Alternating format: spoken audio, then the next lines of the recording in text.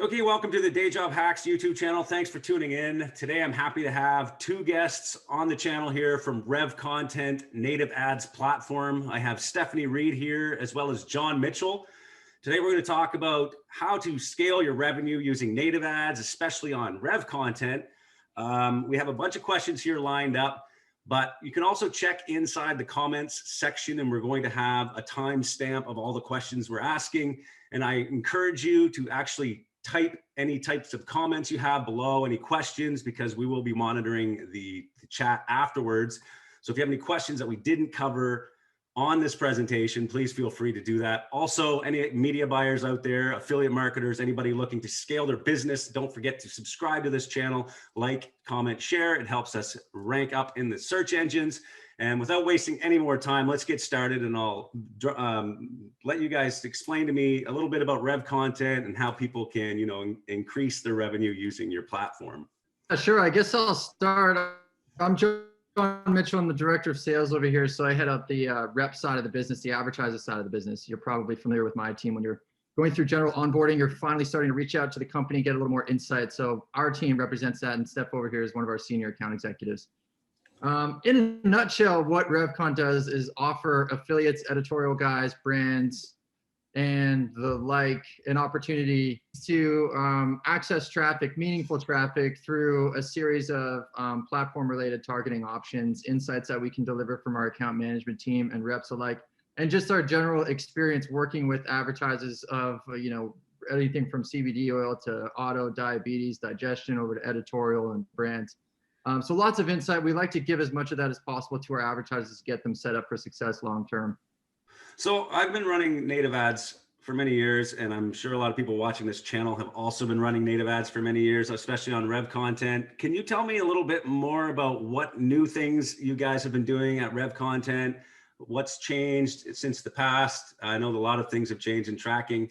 Native ads in themselves change frequently every year. So maybe you can tell us a bit more about what's new over there. Yeah, this is a huge question. I'll go first, and I'll let Steph dive into some of the details with regards to advertisers. But I think on a macro scale, Revcontent kind of looked into itself to understand what we've been doing correctly, and more importantly, what we haven't been doing correctly, particularly for our advertisers. I think pre 2 years ago or so, we were heavily focused on new publisher acquisition, as many as we could get, as many as possible, as much volume as we could generate.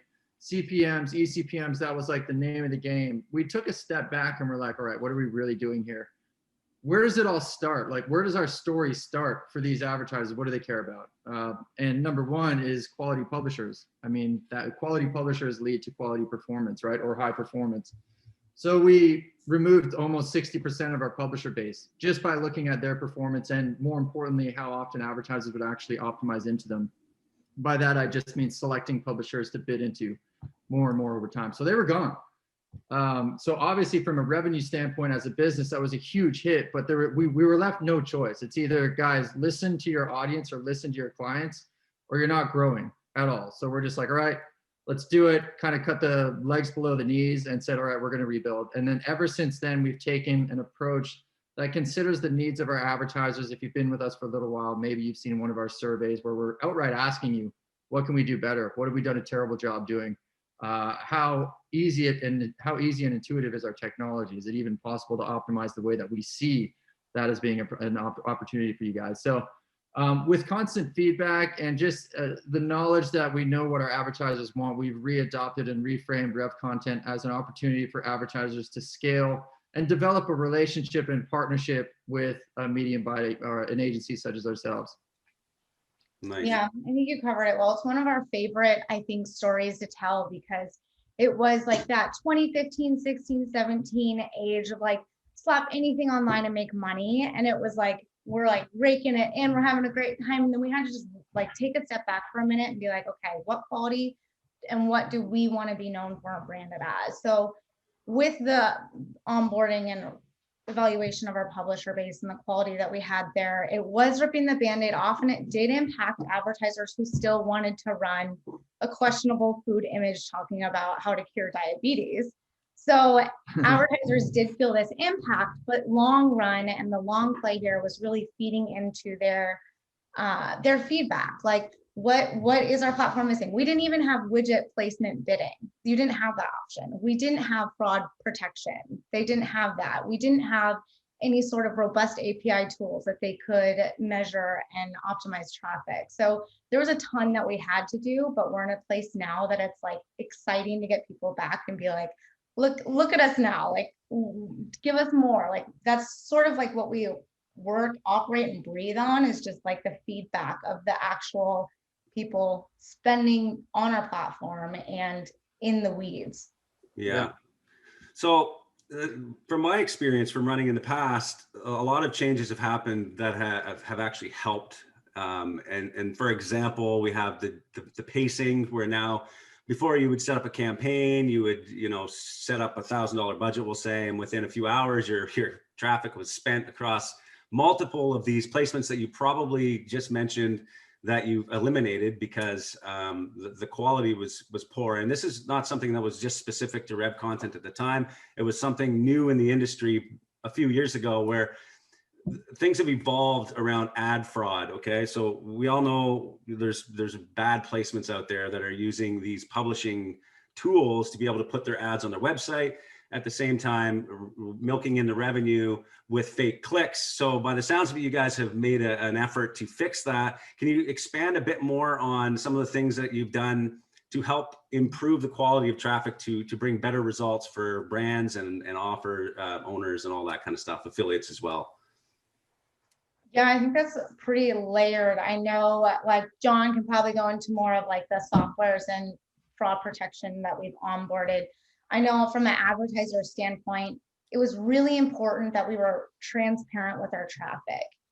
A solo unit or a app unit, push unit is going to warrant entirely different bidding and content strategies than a traditional native placement. What we found was by lumping all these together, they serve impressions differently, they perform differently, the traffic volumes vary drastically. So lumping them into just one pool of supply where it is transparent to them, but they don't really have the option to segment them out and change their strategies, was actually hurting them and hurting us and our partners in the long term, because it was just a lack of education and transparency. So that was, I think, the biggest step, John, I think you would agree, was just being like, okay, we're going to segment traffic types, number one. So you have the option to opt into a particular traffic type. And number two, we're going to make it 100% transparent. There's no reason why we wouldn't, especially with the cleanup of the network. We're proud to show you every single domain, widget, and publisher that is associated with any traffic you get. That's a good point, because I mean, before it was all widget IDs, right? So you would have like these numbers and you had to crunch the numbers. Now you can see the domains, you can see where your traffic's coming, and that makes a huge difference for advertisers, especially people that want to scale big. When you see that transparency, when you talk about the ad types, you're talking about push and native specifically, I believe. Can you explain it quickly for the people that aren't familiar with those, what the difference is between the push and native that you have available? Yeah, I mean, push is a very simple concept. When you land on a site, you get a push notification that says, are you willing to accept push notifications? And basically, for an advertiser standpoint, it's an opportunity to inject like a little one-liner saying you'll be updated with the following, or you'll get information on the following, whatever the case may be.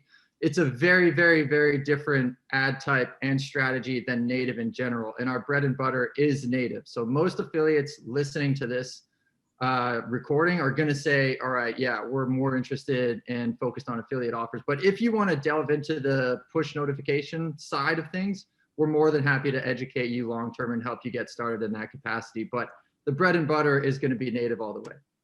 So now that we have a little overview about Revcontent and what you offer, the native and push ads, maybe we can talk quickly about how people can see success and how to get started with campaigns, what's working now in terms of people like affiliates, not only affiliates, but we're talking, e-com brands, maybe we can start with like, what is a good strategy for people getting started in, and what's working right now? Sorry, I know that's a tough question because it's very broad, but what is working? Look, I'm a rabbit hole here. I know. Yeah. Where do we start? I know somebody's asking like, what should I run? Look, I realize people want to make money quickly, and we're going to do the best job we possibly can to get you primed to do exactly that. And I think I'll do ourselves a huge disservice if I don't cover one of the most important factors when you start thinking about launching any kind of native campaign if you're an affiliate. And that is just doing research on the offer that you want to launch. What is the offer? Do you have a background in the offer? Are you able to communicate that offer effectively or that brand effectively? Are you able to pivot on some of the fundamental knowledge and studies or in-market information that's available to describe that? Because ultimately what you're doing is you're posting an advertisement on the network that you want to generate interest through, right? You want to cause enough motivation for these users to click on that ad. So the more dynamic you can be with your descriptions of that product, the better. And the only way you can be dynamic is to fully understand that product in the first place. Everything that follows that is basically secondary, and we have a million different recommendations that follows that. But number one, best piece of advice is to understand your offer. Yeah, and to echo that, it's like I can go into, yeah. There's, you like sped up super quick because you were glitching, and then it was like your voice was like sped up by like 2 seconds, so it was just like moving so fast. But yeah, exactly that. Like, I think the biggest thing is having a strategy in place and knowing your risk tolerance. Obviously, if someone comes to us and they're like, what's working? We have that insight. We can give them vertical specifics. We can give them benchmarks, CPCs and CTRs to get them started and position them to tap into the most competitive pockets of traffic on the network on the onset. So they have enough reasonable data to scale out and see the majority. With that though, are you an affiliate who wants to spend $100 and pause if it doesn't work? Are you looking at Adplexity and ripping what landing pages and creatives you can find? That almost all it, I mean, sure, some people can get lucky, but almost always the people with the strategy, the content angles, the intuition on their offer and knowing and working closely with their performance network even are the ones that ultimately see the longer term success. That's a very good point, because we've talked about that before in some of the other videos on this channel about the rip and run approach is, it's good for getting ideas and stuff, but really the biggest players and the people that are making, the 5,000 or spending $5,000, $10,000 a day are people that are getting these offers before they've been beaten to death. They're coming up with their own marketing angles and strategies, and then they're launching and testing, and they're not, like you said, stopping after $100 a day. Saying, this doesn't work, I'm out of here. So with that being said, what does it take, and maybe explain your team and how you can help new people and what it takes for them to continue with the dedicated support that you offer. Do you have to spend $100 a day, or do you have to show merit? What is it that qualifies us to work directly with you so that we can get that insight that really matters in the long run? I think, yeah, the monetary value of your volume is one thing, but the volume itself is the most important thing to start considering from the get-go. And then when you're looking at volume, obviously you want it to be as meaningful as possible. And the real way to do that is, we touched on strategy early, where we mentioned the word strategy, but I want to kind of toy with that a little bit and break it apart. Strategy when entering Revcontent for long-term success means coming to the table with the basics in place. And the basics are, 3 to 5 creatives activated within a campaign. If it's the first time you're launching that campaign, make sure they're completely varied creatives. They're all different from one another. When you start seeing performance for 1 or 2 of those creatives, you can break them into additional campaigns, and you can start variable testing the image and the headline against each other. So ultimately you come up with 1 or 2 creatives that perform really well. Rinse and repeat with a new set of creatives. So ultimately over time, you end up with 3, 4, 5, 6, or dozens of campaigns for one singular offer that tap into different audience bases. Because let's face it, one image, one audience is going to have the propensity to click on one image, where another audience is going to have the propensity to click on a totally different image. They might even be unrelated, but it goes to the same offer. So understanding that fundamental concept behind scaling and the basics of scaling is really, really important. And then the second layer that we can add strategically is understanding your CPC benchmarks and CTR benchmarks. In order to get served on any high performance widget, number one, your bid is going to be the thing that gets you there when you don't have an established CTR. So aim high on your startup bids. It doesn't have to be for a week. It can be an hour to 24 hours, maybe even less. It doesn't matter. If you see the volume and that CTR develops, bam, you can start reducing your your CPC accordingly. So that's kind of the fundamental strategy that we have in place. And then of course that just backs into having a solid understanding of the offer that you're representing. So about the algorithm, let's here we confirm go. something here. So we're talking about CTR, ad CTR, which is I'm going to use an example that I just set up. I set up a campaign actually about 4 days ago on your platform in preparation of this, just so I could have some more insight, because it's, anyway, so I set up a campaign around pain relief, okay? Set up about 5 ads, and one of the ads came through that was about 0.15% CTR. The other ones were below 0.03, okay? That one ad started serving more than all the other ads. Is it also a fact that with better CTR, you get cheaper click costs with your algorithm, and that I should focus on that one ad and start developing ads similar to that to get that CTR and remain above, we'll say 0.1%? Is that a good strategy in terms of ad delivery?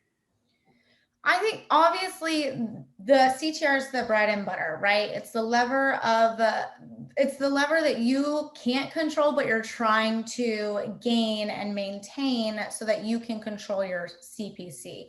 Obviously, the higher CTR, yes, you should be able to get cheaper clicks because you're going to be more competitive in the ECPM ad stack to determine to serve you or not. What I always say is also, when you're in this strategy phase, your number one thing is to try to get those clickable ads, headlines, creatives, maintain a CTR that is going to give you a CPC that you can maintain long-term and actually go green, versus the latter where it's like you're constantly competing with a higher CT or CPC because your CTR is lower. So you can make money off it, but it's going to be very short-lived if you're paying 70 cents. That said, I also say the creative strategy is awesome, and like that's the goal here, but also what's the landing page CTR? Like those are other things that you should look at. Do you have a high clicking ad because it's interesting and people are clicking on it, but it doesn't really resonate with the page, and so the bounce rate's higher, or they're not actually going through the funnel because you had a really good image and headline but nothing else is enticing to them on the page? So it's a layered approach. First is that creative. You have to get that exposure on the network to even determine the landing page behaviors. But then also, if that one creative has a way lower landing page CTR than something that you ran with a different headline image that has 0.05 CTR, but has a way higher landing page CTR, it's a give and take. How are you sort of gonna break that out and split test it even further? That makes complete sense, because the one that had the higher CTR, the ad, I could see why it got high CTRs, because it's kind of mysterious, right? So people just click on it, but when they get there, they don't see what they want, right? So they leave. So what I did was I tested having that same ad, but actually putting a picture of the product as well in the little corner of that picture, so that they know when they get there, there's congruency. Okay, I know I'm clicking here and I'm going to see this product, instead of what is it? And then I click there and then they just bounce anyway. Yeah. So it is a balance between, good ads and good landing pages. The word is continuity. It just has to exist. Continuity. There has to be continuity. I'm Google see it all the time. For an official definition. Yeah. People turn it into like a sport in the platform. It's like, I got to get the CTR. I got to get the CTR. Hey, I've got a high CTR, but I don't have any conversions. I'm like, well, yeah. You're talking about aliens in your ad, and you're trying to sell diabetes, whatever, on your landing page. So, I mean, there has to be that continuity in order for it to work. But all the reps here, we are not going to be shy about pointing that out, and we will ask you about your landing page if we see fit. But I also want to make it clear that we're not able to tell you how to set up your landing page. We're going to tell you if there's no continuity, sort of use the word once again, but we'll tell you. And then we'll ask you if you're split testing. We'll ask you if you're optimizing that end of the funnel, because you have to. If we're going to deliver high performance traffic, it needs to be going to a high performance funnel. Yeah. Speaking about landing pages quickly, what do you find is most successful? Are you looking at, are you seeing more listicles, more advertorials, or more video sales letters? What do you think works best in this kind of context? Again, one of those questions that could probably be answered a million ways, but generally speaking, we'll say. Yeah, I'm always like, I always get this question, and I feel like it's always a super high level answer, but in reality, I'm always like, hey, look, we're a traffic source. We're not a marketing agency. We're not gonna media buy like for your ad to optimize your landing page. It's sort of on you, but we do know and see that the people who are split testing both actually can scale better long term. And it's very seasonal too. I'm sure, you know, being in that space for a long time, we see a ton of listicles come up in Q4 and into Q1. We see advertorial shift for the same exact offer, more from like a testimonial approach to a long form. And then they'll do the VSL where they have the VSL, but hey, there's a pop-up. So you're not just sitting here waiting for a video to read a transcript. There's actual like strategy that goes into that, that we see a wide variety, and there's so many variables that go into like what actually is going to work that we don't see. We don't have transparency to. But I would say for the most part, the pages that are genuine to continue a content discovery, that client's journey, is what works, rather than like a direct link to a homepage where they read an article and now they go to a homepage with all these sort of links and they don't really know where to go, where to find a product, or straight to a trial page where they're like, okay, like I read a headline image and now they're asking me for my credit card information and telling me this is a free trial. Those just aren't going to resonate with the type of audience that we're supplying. Yeah. They'll be savvy to that pretty quickly. Users these days, we can put the blockers on for ads so easily. So it's really, really important to native in and of itself is just that. It's native. You don't really know you're in a sales funnel until you're at the sales page. And then at that point, if you've done a good job, you're like, well, this is a no-brainer. Yeah. You've gone through so many other things up to now. You're like, why quit now? I may as well break out the card. Well, I'm here and it's auto-populated and whatever. Yeah, exactly. And when people ask me, they're like VSL or advertorial or listicle, I'm like, test them all, always. Yeah. Because the way it works is there's going to be a top advertiser. You're going to use your spy tools. You're going to look at their funnel and you're going to be like, bam, that's what I got to do too. Sure, you can do that, but know for sure that it's being done on a grand scale if you've just discovered that advertiser. So you want to be the one that's pivoting and doing something slightly different. At least a small portion of your testing should be dedicated to trying brand new things like that. That's going against the obvious grain. So we talked about direct marketing or direct response. What I also see a lot of when I'm surfing the internet are these pages designed for ads. In other words, native arbitrage. Is that still a thing? Is it still big? I see big, huge companies doing it. Do you still see it on the smaller scale with people spending, you say 4 figures a day on this type of thing? And can you comment on it, what it is, how it works? Yeah, I can do a high level. ARB is it's editorial content, we call it. So it's all of those ads that you see. Top of mind is like, where are 90s kids now? That kind of thing. They're just monetizing the traffic through any kind of advertising service, including ourselves. Our own widgets would be on that lander too. And you're just trying to get people to run through a slideshow as a common example of 20 to 30 slides. They're optimizing based on the depth by which each user is able to make it through the slideshow. That's the basic premise of editorial content. And yeah, it's extremely competitive, but what we're seeing now is the content is becoming a lot more, or a little more realistic. It's a little less super clickbaity. Some of the great advertisers are able to sort of stay right there in that gray area where it's like, that's a little cringy, but it's also super interesting. I need to see what's over there, right? And most of the time they're getting paid on the impression anyway on that side.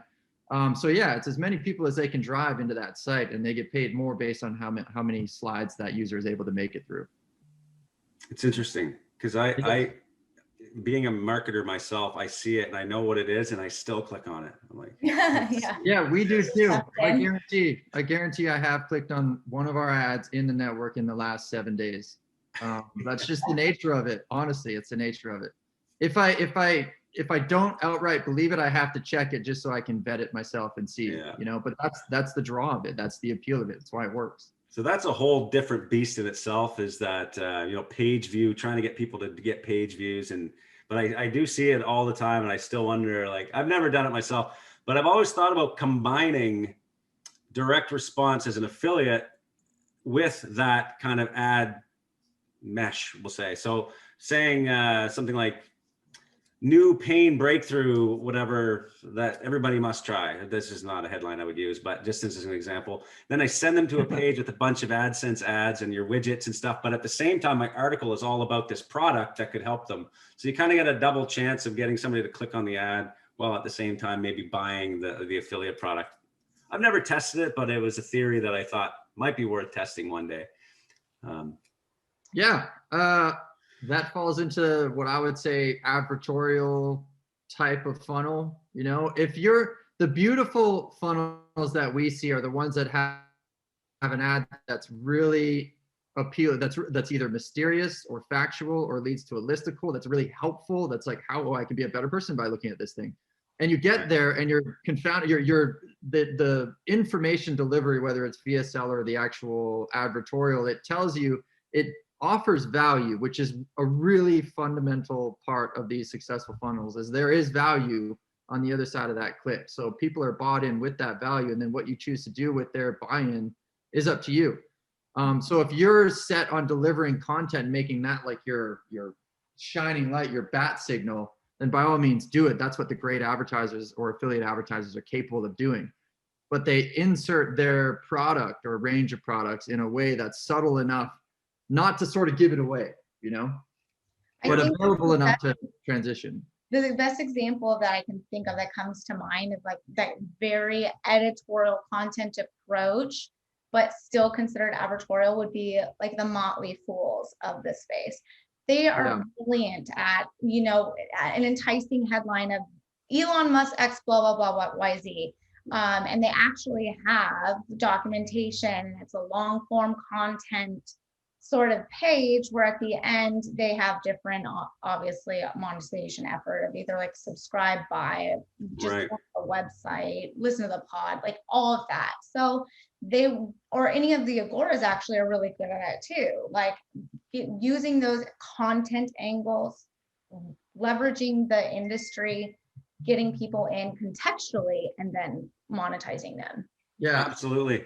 I found the best results when I ran Casino. I ran it for probably a year or two on your platform, doing push and native, that if I would target my landing pages to specific events or my ads to specific events in the world, like headline news stuff, and using those angles and putting it into my story somewhat, I was getting the best results because people are constantly absorbing information. And when it looks like something new and fresh, they're just like, click, click. Yeah. Okay. What's this? It must be related to this and this.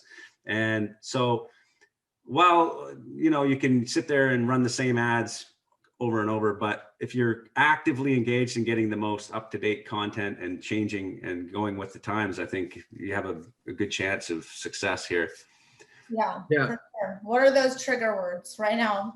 If anyone says Dogecoin, everyone's gonna click. Right. Anyone that's says, a good example. Those industry like catchphrases are huge. Right. It's funny you mentioned Motley Fool. I follow them on Instagram, and on Wednesday there was like a big crypto crash because Elon said something about the viability of the energy consumption of Bitcoin, something like whatever it was. And then Motley Fool, like total dude, by the end of the day, they're like, here's why there's a crash and here's why you need to get into it right away. And I'm like, oh, I need to go check this out really quick, you know?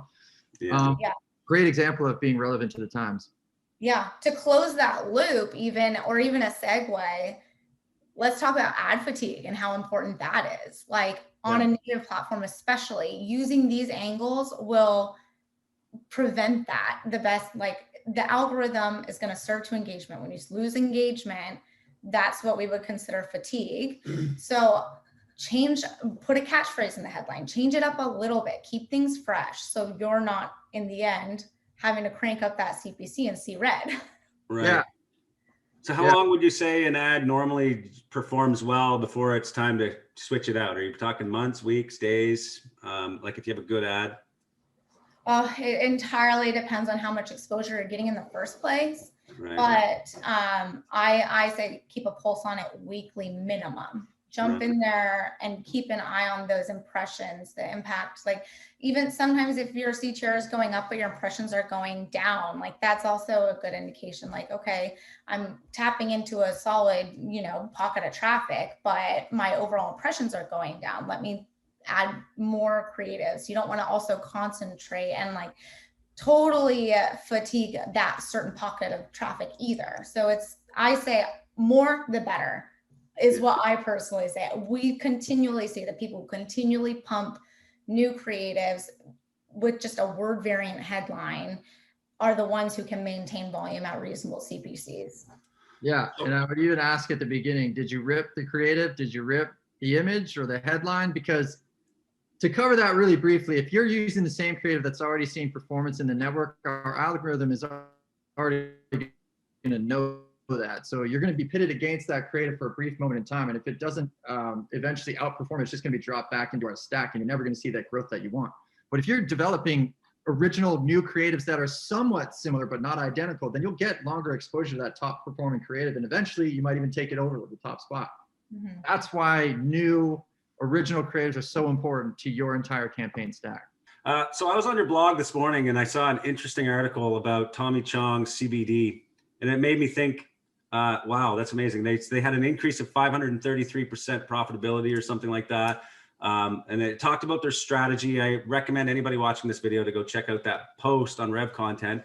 It talks about the tools they used to connect API, which Brax.io was the tool they used. Where I'm going with this is, first of all, CBD in itself is just one of those examples of why native ads are so attractive to affiliates, is because you try and run CBD on Facebook or Google, it's like, bye-bye, see you later. You're gone for life. Your business is over. Native ads is different, where publishers are a little more lenient on what we can run, which is awesome. And that's what I love about running native ads. So are you seeing other affiliates doing similar stuff in a space like that? Or do you need to have a brand and a big brand? What's better in terms of branding? Should we go as an affiliate and try all these different offers, or should we stick to particular brands and focus on that? Shout out Tommy Chong. I would love to have access to his offer and run it myself. Tommy Chong. I think the brand recognition and the endorsement of Tommy Chong was huge for them, and no doubt pivotal in their success that they had. And then additionally, the API is just a game changer. It was for them. They're not manually trying to tweak things and stay on top of things. They're lenient and flexible with their rules in the beginning, and then they let the algorithm do the work and the API. In terms of in a affiliate approach or aspect, like sticking with one offer or brand or trying to expand and see what sticks, I think that all goes back to like that really vague high level answer. And John, I know that you've worked primarily more with in the affiliate space versus like in the webinars you've already done. So you probably are better suited to understand what kind of questions they're already asking on that front. Mm-hmm. I mean, Tommy Chong, other than, Tommy Chong being Tommy Chong and extremely well known, I mean, we're talking, to go back a little bit, we're talking about extreme cultural relevance. I mean, you can't really go to any newspaper at all right now without seeing something related to cannabis going on, whether it's like legalization in Virginia or non-legal, whatever's happening. There's and the science being released behind CBD as well. So it's riding a wave of popularity right now. It's only getting bigger and bigger over time. So they have a few variables at play with them. They're integrated with the API, which is a very, very smart move. By having rules in place, all we mean is they have a floor and a ceiling on their CTR. If it goes too high on a CPC, they maybe lower it, or if the CTR goes too low, maybe they'll increase the CPC or delete the widget altogether. That's all we mean. And they're just very, very good at that. They've been doing it for over 12 months, I know for sure. But what's really important about them is the way that they're delivering content through a well-recognized spokesperson. They're able to bridge this gap between science and popularity and culture. So they're much, much more than just a product. A lot is actually happening for them. I guess my question was a little broad. Could an affiliate replicate the same success in CBD without the brand of Tommy Chong? Or do you see it happening now at a mass scale like that? Yeah, these will be speculative answers for sure. But yeah, I think so 100%. I think if somebody were to nail down the science behind CBD or find some really, really solid case studies or academic studies and start highlighting the benefits in sort of like a glorious and fantastic or even a mysterious or fear of missing out kind of way, hacks for your body or hacks for athletes, whatever. There's so much content you can build over scientific facts or the studies behind CBD at this moment, that if advertisers were to spend some time digging that stuff up and then building really effective one-liners around that, yeah, I totally think there could be a lot of success there. Yeah, I think too, having the insight from us saying like, hey, if you want to run CBD, like gummies, for example, is a good angle. Know that you're going to have direct competition. Tommy Chong runs direct with us. They're aggressive. If you want to take up if you want to eat some of that lunch, you're going to have to, hurt a little bit to win that traffic. So how long are you willing to try to go up against that supply with different angles, maybe a gummy instead of an oil, maybe, a pain relief angle instead of you won't believe the health benefits angle, or anxiety, sleep, how long are you able, or like with us being transparent with this direct competition, you are going to have to hurt a little bit to get that supply. So you're not going to do it with $100 a day budget. You're not going to do it with $100 a day budget. Right. You're not going to do it with $200 or $300 a day. Right. Or consecutive. So you better be ready to spend crazy if you want to get that data up front and start making the changes. And I guess that leads into that tool that we were talking about, because a lot of the features that people like to use, for example, one in particular is day parting. I noticed that that's not in the platform itself, but with a tool like Brax.io, you can schedule your ads for specific times of the day. I'm sure they're doing that with the campaign we were just speaking of. You can adjust your bids on the fly at the widget level. If you see one working that's not, or one that's working, you can increase it on the fly. It's all in real time. Do you recommend people use that tool? I know it's affordable. It's only $200 a month for $10,000 a day spend. I think I would use it myself if I wanted to go against a big brand like that. But what do you think? Yeah, undoubtedly, if you want to go big, you need an optimizer in place. You just need it. Yeah. Which isn't to say that you can't do some damage, good damage, on your own manual bidding. But eventually you get to a point where scale becomes an issue, just the time in a day. And you need an auto optimizer. So the sooner you're familiar with an auto optimizer, the better. That's the way I see it. Right. Because you give us the tools to bid at a widget level, but when you go into the data, there's like 400 widgets, we'll say, sitting there, or 400 placements. Who wants to sit there and start tweaking each single one? I mean, it's fine at first because you find the big ones and you're like, okay, that one I want. But with your team and your ad reps, we'll call them, would you be able to help us find more placements similar to the ones we find ourselves and say, hey, we can fix this for you and help you out here? Yeah. What your team does?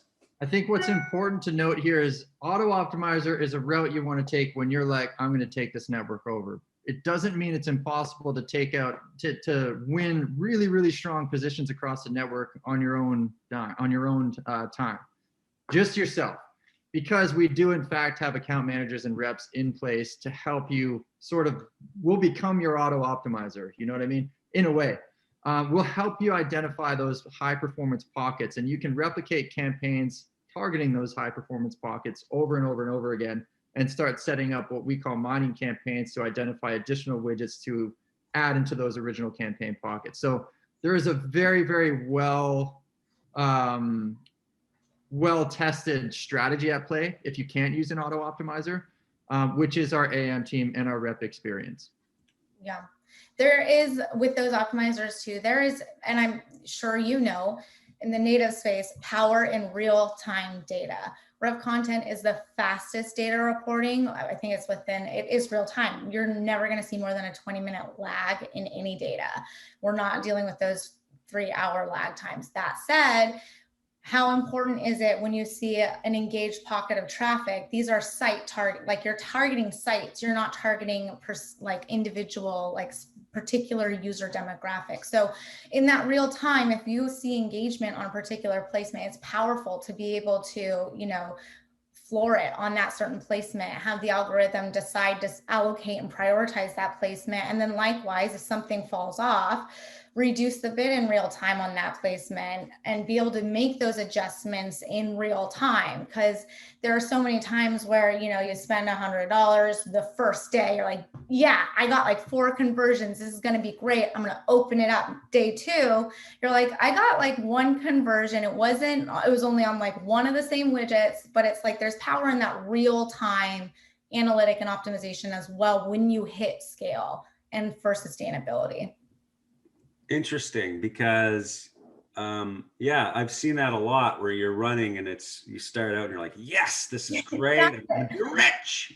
And then all of a sudden the next day, like you said, clockwork, it's like, was that a fluke? What happened? So what is actually happening there? Is your algorithm testing us on the best placements and then, okay, well, that one didn't compare to this guy, so we're going to put him back over here? Or what is happening? Should we go in and bid up on those ones right away? Is there something that we're doing that could improve our chance of success? Yeah, we can probably tag team that one. I know right off the bat, our algorithm isn't ever going to be like, you got a conversion here, let me serve you more. It's literally going to say, this is where the engagement is, and this is where your ad should live. So if you are, bidding just enough to get a little bit of traction, but there is no bid adjustment to increase and say, yes, algorithm, you're right, this engagement is converting, I want to serve here. And then the vice versa, algorithm, there's engagement, but the conversions aren't there. Like, I'm going to reduce the bid. Without those bid changes, the algorithm is just going to serve you to engagement, performance, engagement, and that's it, which is something that we like to really hone in on at the onset of testing. And when you say engagement, do you mean click-through rate? That's it? The CTR and the CPC combo is where it's going to serve you. So another question, do you have a setting in there that says target CPA, right? It used to say that. I think we changed that wording because it was confusing. Okay, so what is that? Do you do that anymore, where you can target a certain CPA and let the algorithm do its thing, or is that something you do? That is a conversion pixel for us to have the analytic insight to, like you said, have our AM team jump in and collaborate with you for lookalikes, identify placements that you may have fallen off on that you were converting on previously, and give us a general idea of where you're performing. Okay. Yeah, if you have a CPA goal, we can just do the math based on the conversions you're generating. Mm-hmm. I see. Okay. And in the world of affiliate, they don't like to share that information. So that is another thing with we like to make clear, like, you don't necessarily, as long as it's placed and we can see where those are firing and you can articulate with us performance, that's the most important thing. Yeah, that makes sense. A lot of affiliates are very skeptical on giving away data, especially when there's so much competition. There's so many other eyes on your campaigns. We talk about that all the time in our community. And it's just the nature of our industry, is that we are already at the bottom of the barrel, it seems sometimes. So if we can protect as much data as possible. However, with that being said, I've become a little less paranoid over the years, and realizing you could know everything about a campaign and still not make it, because you need to have the right people. And it's more about relationships with people, knowing what's working and testing and getting your own data. You can rip and run all day long, but you're never going to make it grand scale without good relationships. So sharing data is important. I've finally discovered in the end. Took me a while, but the more, and for us, our new shiny development is literally the power behind our AM team. Miracle workers. They're the ones that, if you are transparent with your data, you have invested data, you're willing to test and take recommendations, they are the pivotal, like they are the element to make it happen, and the insight to give you the strategic edge and competitive insight to perform on the network long term. With that said, it is sort of an exclusive service to particular players that have reached a certain level of testing and immersement in the platform, because we don't want to dilute that value that they can bring, because it is a lot of time and that value is really beneficial to the advertiser. And you can probably speak more on the AM team. I can't speak enough about them. Like, it's a huge part of what makes our partners successful. And I don't know that the thing about, yeah, totally agree. The thing about them, and try to sort of echo your last point, when you're getting this insight, you need to be okay with getting insight that you're not going to be over the moon about. If we're like, your CPC is just straight up too low, the Tommy Chong example, though, you need to put auction pressure. This is an auction. It's a real-time auction. You need to put pressure on them. So you max out their rules. So their rule says, I've got a ceiling of 45, 50 cents. I can't go any higher. If you're the guy who goes 51 cents with a decent CTR, you've got that placement, which is obviously going to be a very, very high performance placement. Then the onus is on you to start taking control of your creatives, developing a high enough CTR to stay in that bracket, but also start paying a little bit less over time. And that is the sort of CTR CPC relationship our account management team is trying to mitigate, or the risk that we're trying to mitigate for you. But sometimes we have to tell you exactly what's going on, and you have to be able to see the forest for the trees and the grand scale of the opportunity. Sometimes you got to fight, sometimes you can ride it out. So let's kind of wrap this up not quickly, but we'll start heading down the road of wrap up here. If I am a new person, I spend, say, $500 a day. I'm comfortable with spending that. How would I get started on Revcontent? And is that enough to get somebody to speak with, or do I need to spend and prove myself? What's the next steps for me as somebody that wants to start running? Yeah, I'll tell you right now, if you want to start with us, you can send us an email. Send me an email, john@revcontent.com, Jon. Stephanie at Revcontent. What's that? For those watching, there's also comments down below. We can. Yeah. We have a pretty robust team of reps. We're always interested in onboarding new clients. We'll evaluate everything that you've got to offer, and we get you set up for long-term scaling. Whether or not you move into account management is strictly based on the performance that you're seeing with us and that we're seeing with you. You know, it's a partnership effort. If we're like, all right, we're going big here, we're going to pass you on to the. Oh, man. Awesome. He froze on us. Oh, hey, I'm back. Okay. Watch all that. It was we were like, oh, cliffhanger. We were doing so good. I'm sorry, guys. Yeah, all I meant to say was that, yeah, you can reach out to either one of us, and we're happy to intro you to a rep. And ultimately, the whole plan is to get you guys set up for success from the get-go. We're gonna go through your campaigns with a fine-tooth comb and give you the hard reality. If you've ripped most of your creatives, we're gonna tell you need more original creatives. If your bids are too low, we're gonna tell you they're too low. And then we'll tell you why, because you're competing in a real-time auction and you have to apply that pressure to win those placements. Long story short, let us give you the advice that we know works. Take that on board. If you're able to use it and build from it, we'll get you over to the account management team too. That's awesome. Yeah. Did I freeze that time? No, that was good. Okay. Yeah, you got right through that one. Yeah.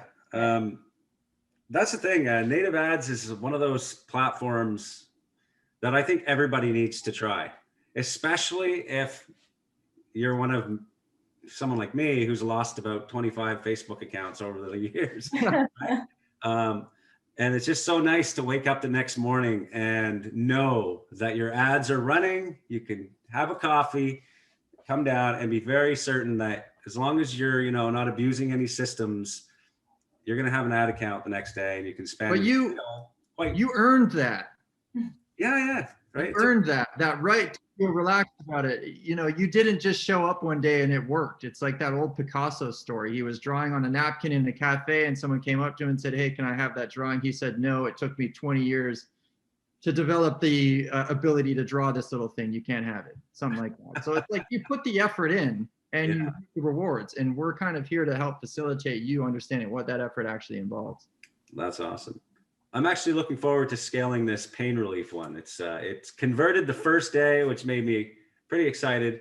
And it converted on a video sales letter, which I've never ran on Revcontent. I've never ran a video sales letter. I created the video, put it on a landing page, boom, like within $30 of spend, I got a conversion. Nice. Pretty exciting. Yeah. Now, if I can scale that, that'd be even better. That got- leads me to one more question before we wrap this up, and I'll let you guys close out. Video ads, how do those work? Because I was thinking about putting a video on and seeing, is that, what is that? I haven't tried it. I'm like, the video ads are unique in that you can use an actual video creative. It's on autoplay but mute, so it's user sound enabled. It's only restricted to one panel within a specific widget on one of our sites or our publisher sites. And what's unique about them is generally they actually develop lower CTRs because of that autoplay sound enabled feature. However, the click through and the conversion rate seem to be higher because the people who actually do go are like, okay, I'm actually interested in watching this video and click through are more engaged. Okay, so I'll go ahead if you're not done. No, they live and breathe and function just like your static image and headline would within a placement, but it's a video instead of a static image. Okay, so I'm on, let's say, Food Network or something, and I'm watching, because every time I go do a recipe, I see these things popping up everywhere. But so would I see it as a video that's playing but no sound, or would I just automatically start hearing this video playing and I'm like, where the hell is this go? Like, or... With our placements, and correct me if I'm wrong, John, I'm pretty positive I'm right on this one.